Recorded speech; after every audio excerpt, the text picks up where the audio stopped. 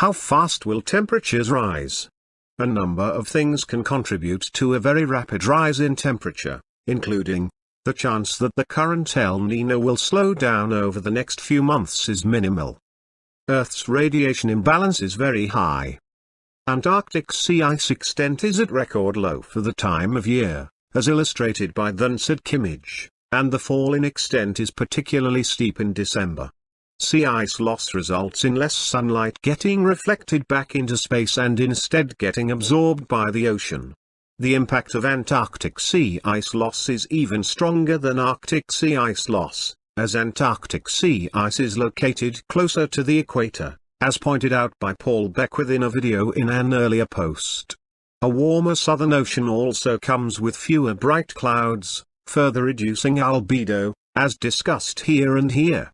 For decades, there still were many lower clouds over the Southern Ocean, reflecting much sunlight back into space, but these lower clouds have been decreasing over time, further speeding up the amount of sunlight getting absorbed by the water of the Southern Ocean, and this pattern effect could make a huge difference globally.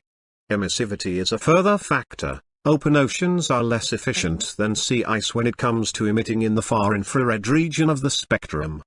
There is a huge danger that ocean heat will reach and destabilize methane hydrates that are contained in sediments at the seafloor of oceans, resulting in massive methane eruptions. Meanwhile, as emissions keep rising, politicians refuse to act, preferring to debate the size of the carbon budget. Sadly, the IPCC lends credibility to the idea that there was a budget to be divided among polluters, a budget that would enable polluters to keep polluting for decades to come. This adds a false sense of accountability to this budget, as if it was checked and verified by scientists across the world.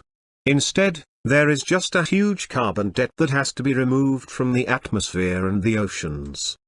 As more people become aware of the dire situation, widespread panic can set in. Instead of crossing a social tipping point that prompts people into action to combat the temperature rise, panic may set in that stops many people from showing up at work, resulting in a rapid loss of the aerosol masking effect, as industries that now co-emit cooling aerosols such as sulfates grind to a halt. People may start to collect and burn more wood, resulting in an increase in emissions that speed up the temperature rise.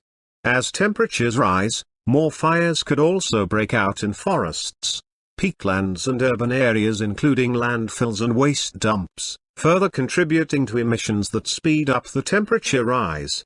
From the post, will temperatures keep rising fast? At